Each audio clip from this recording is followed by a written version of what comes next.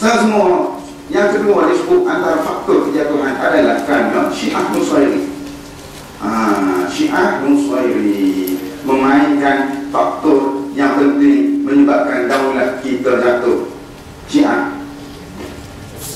Sebab tu jangan pandang ini Syiah ni. Jangan pandang rasa pada hari ini. Semua saya akan sebut siapa Syiah Nusayri pada hari ini. Syiah ni semua dalam sejarah umat Islam banyak rekanannya dia. Perang Jalud mula hampir-hampir kalah tentera Islam kerana taktik strategi yang dibuat oleh Syiah. Jatuhnya Khilafah Abbasiyah sebelum Osmaniyah ada Khilafah Abbasiyah jatuh kerana bantuan daripada Syiah. Sebab tu orang buat perbandingan Syiah ni Yahudi ni sebiji. Yahudi tak pernah ikut penyanyian, khianat penyanyian. Penyanyian apa semua, Oslo, penyanyian Balfour semua sekali dia khianat. Syiah pun juga begitu, mengkhianat penyanyian dan mereka tidak pernah ikut penyanyian. Saya nak sebut ini bala kepada kita bila tidak ada kuasa yang menjaga. Bila tidak ada yang jaga, pada tahun 24 jatuhnya khilafah kita, pada tahun 1948 naiknya ketubuhnya negara haram Israel. Hanya beberapa tahun lepas jatuh khilafah, tidak ada kuasa yang menjaga, maka sekali umat Islam disembelih, dibunuh hidup. Itu yang berlaku di Palestin.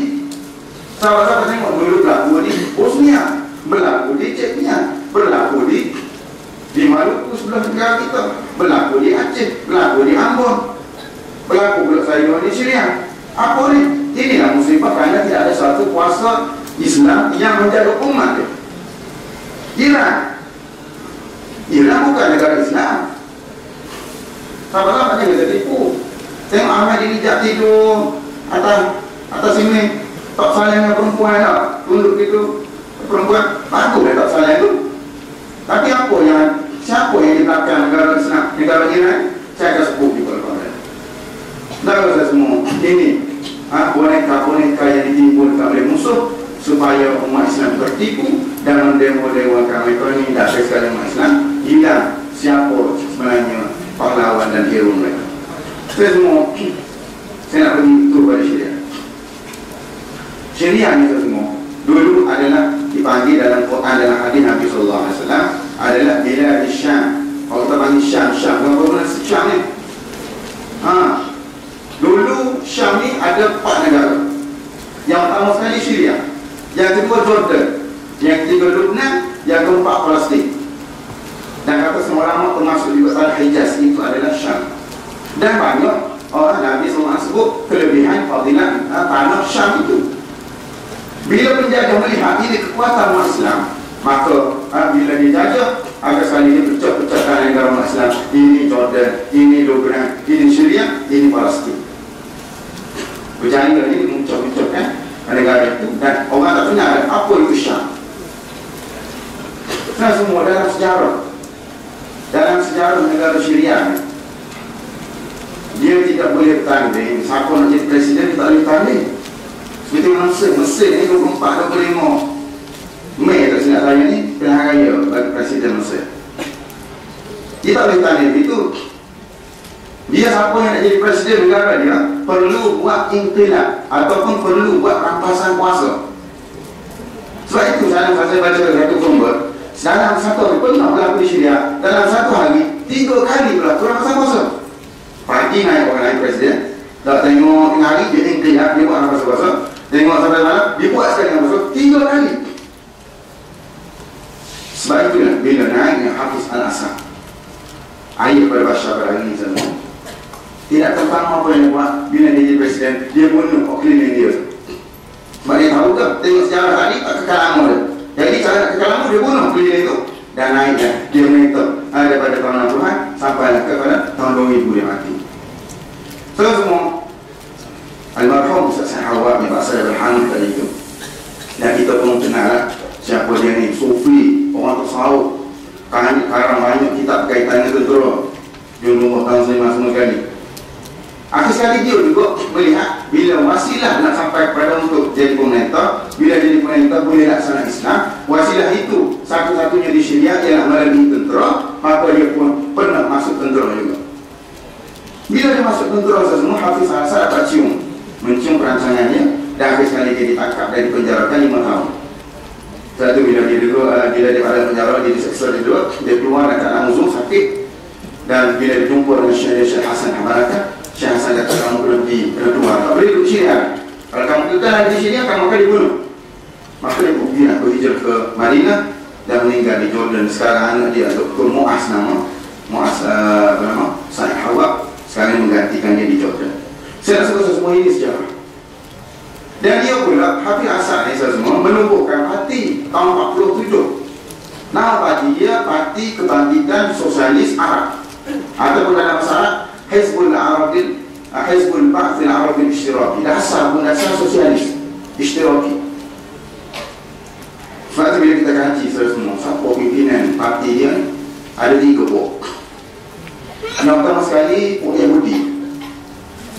Yang kedua Syiah Nusairi, Syiah. Yang ketiga golongan dipanggil Sunni Aimani.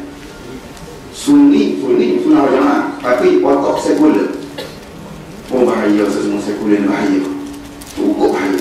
Sebab tu Syekh terakhir bagi Syekhul Islam terakhir bagi Kerajaan Osman di Turki, Syekh Mustafa Sabri, kubur dia ada di Kairo.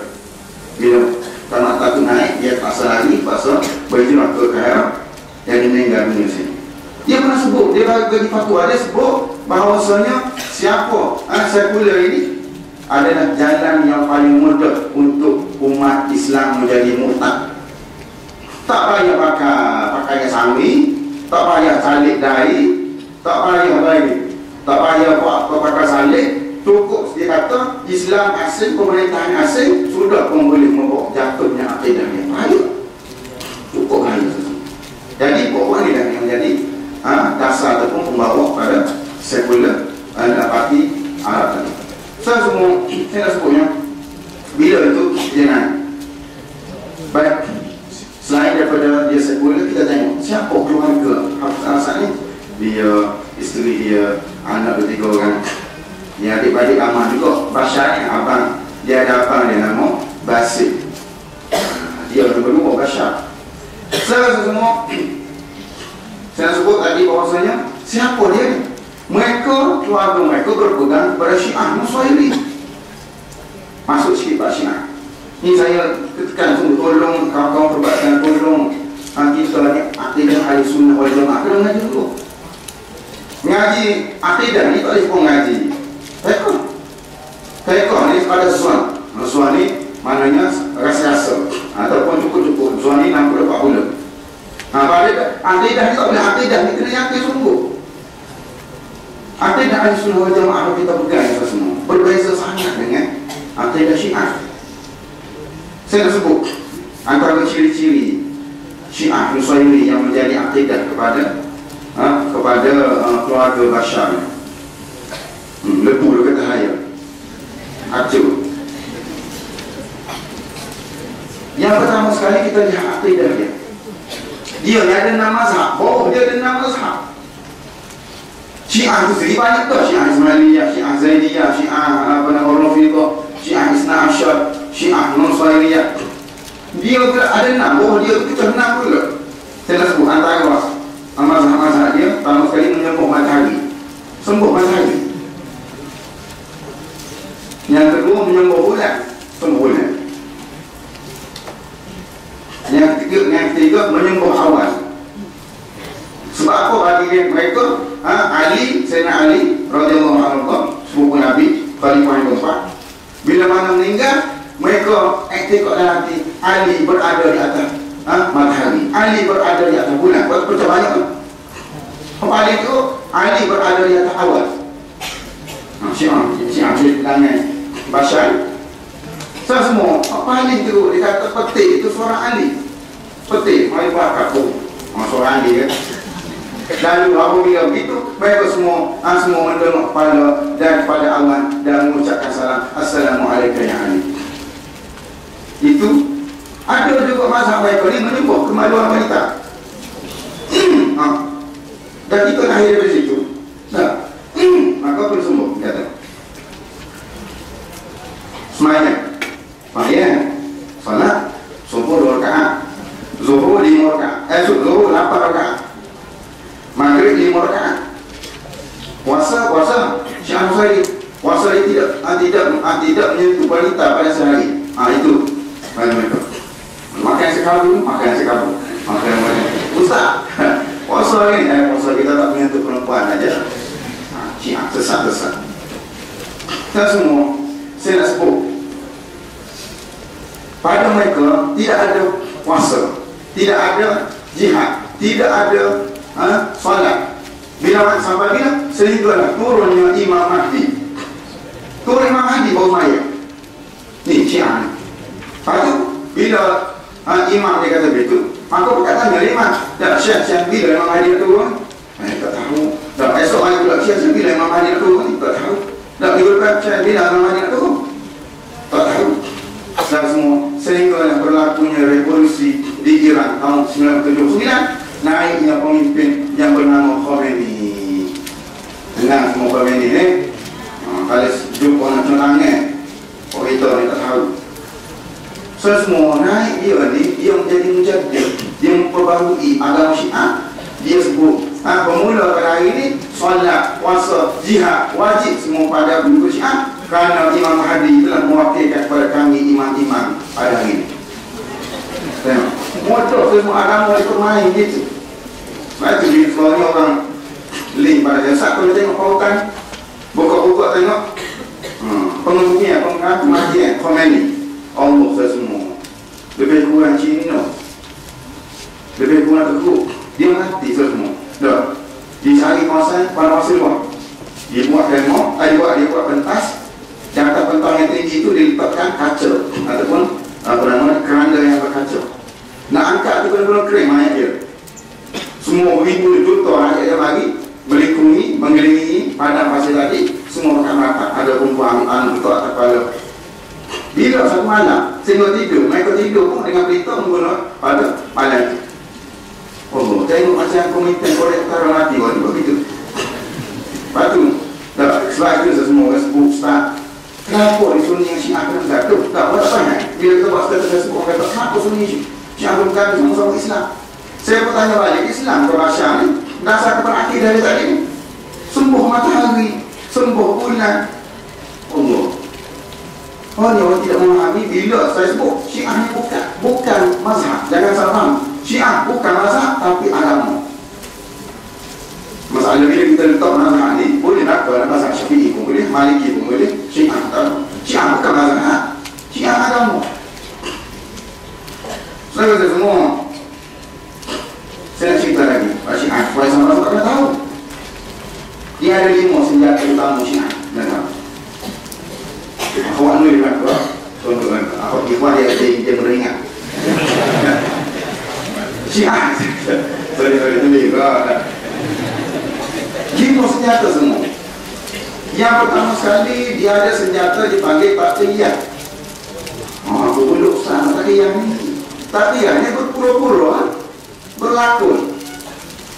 Sebab tu kalau kita tengok, dia harap tahu, kata Ustaz, apa nak? Kalau saya pergi ke Iraq, dia tahu saya tu Syiah Sunni, dia tak tahu ke saya tu, dia tak tahu ke saya tu. Betul lah, sebab itu Taqiyah dia. Contoh dah, awak ada kawan, kawan ni Syiah, kita tahu dia Syiah, dia tahu dia Sunni ya. Jumpa ya Allah, peluk lama tak jumpa, cium dah peluk dia kata kita ni sama-sama Islam, dah sama-sama agama Islam, kena baik-baik. Peluk lagi, cium, ajak dia pun makan jamu lagi. Kawan dia pun tengok, macam mana ni? Kawan kita ni Syiah, mulia ke Sunni ni? Lalu bila dia tanya kepada kawan dia, kenapa kawan buat begitu pada Sunni itu? Kawan yang memuliakan kita tadi kata, aku bertaqiyah ya tadi, berlakon. Memuliakan kita itu takut. Ini senjata dia, senjata utama dia. Sebab itulah saya nak cerita bagaimana pada masa peristiwa Hamas berlaku tadi. Ikhwan Muslimin pada masa itu diketuai mursyid dia nama di Syria, nama Syekh Abdul Fattah Abu Buddha. Kena ada belaka, kena kita dia pun kita tak tahu berdiskusi Syekh Abdul Fattah Abu Buddha ni. Ini masalah ni bila makin banyak macam kita dia makin takut. Syekh orang macam kita tak berani. Kalau semua Syekh Abdul Fattah Abu Buddha ni buat kajian. Siapa sebenarnya Hafiz Al-Asad ni? Siapa? Kaji tengok. Ya Allah, Syiah Nusayri bila dia seperti yang saya sebut tadi, rupanya selama ni kita duduk di bawah pemerintahan orang kafir. Maka wajib bagi kita untuk bangkit, buat satu revolusi. Semua bila pandangan ulama sebut bahawasanya wajib Hafiz ini dijatuhkan, semua tahu apa dia buat. Dia naik atas mimbar masjid, satu masjid di Syria. Dia sebut bahawasanya sebelum ni aku memang Syiah, tapi hari ini aku nak memberitahu bahawasanya mulai pada ini aku adalah Sunni. Tapi dia takut hilang kuasa sampai tahap boleh takut. Tak boleh nak buat apa rakyat bila pemimpin sebut itu. Habis sekali dicetuskan revolusi, bermula dia hamat. Mungkin ada kesilapan kebocoran sikit menyebabkan tentera dapat